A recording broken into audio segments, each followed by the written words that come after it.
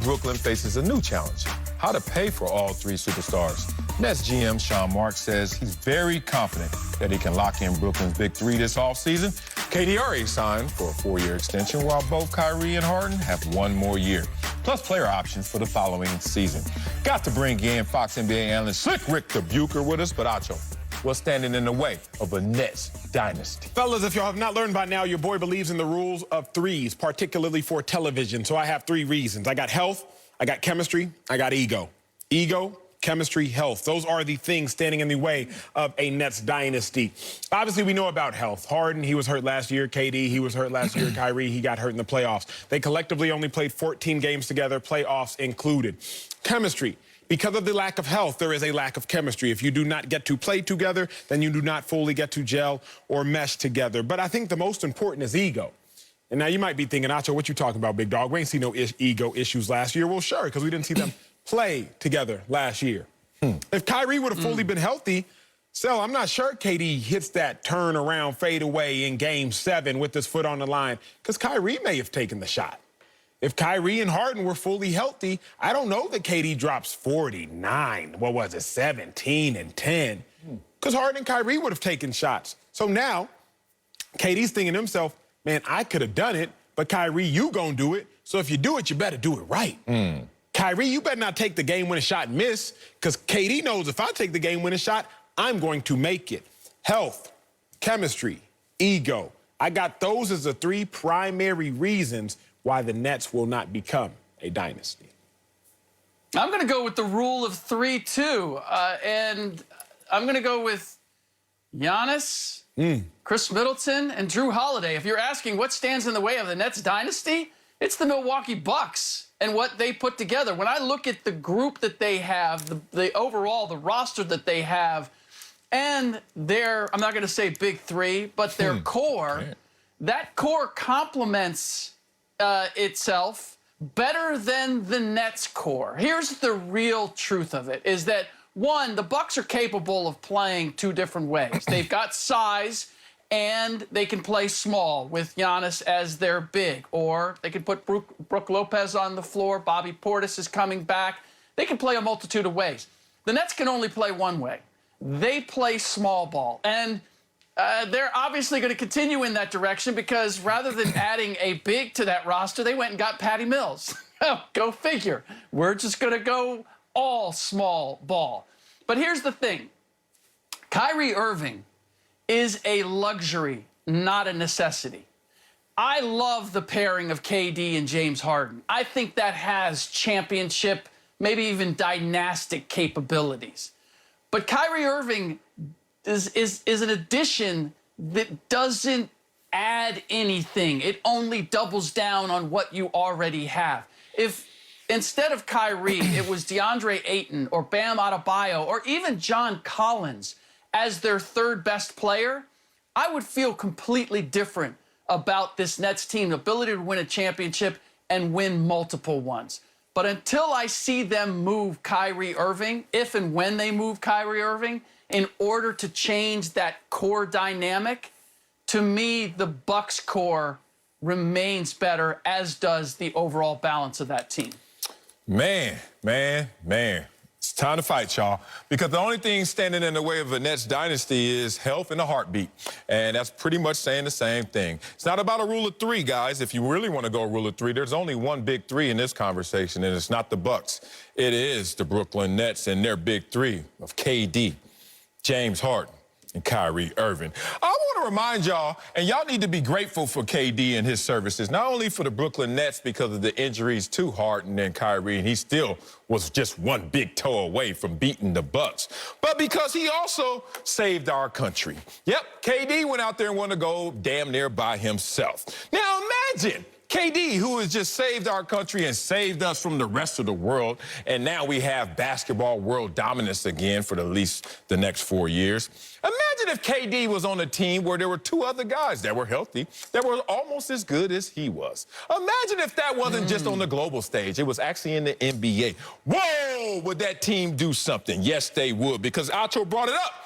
They only played 14 games together. They were 11-3. He didn't mention the record. But I just want to extract what that record will look like in the 82-game schedule. That's a 64-plus win team right there. Okay, but y'all want to use that against them because of injury. I get it.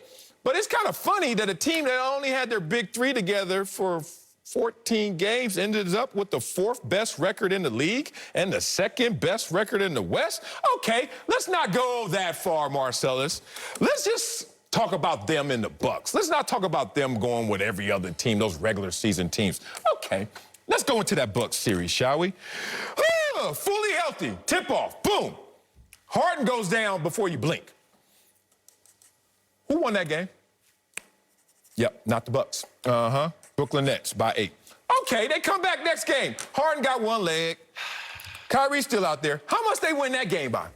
39 points. Good Lord. Now we go to Milwaukee.